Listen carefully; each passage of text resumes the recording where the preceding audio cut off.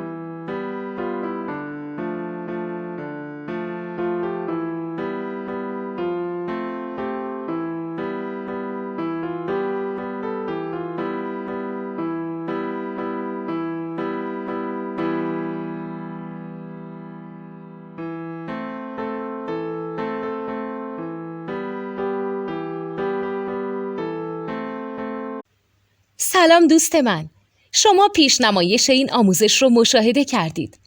برای دیدن آموزش به صورت کامل میتونید به وبسایت نوت2 که مرجع آموزش موسیقی هست مراجعه کنید.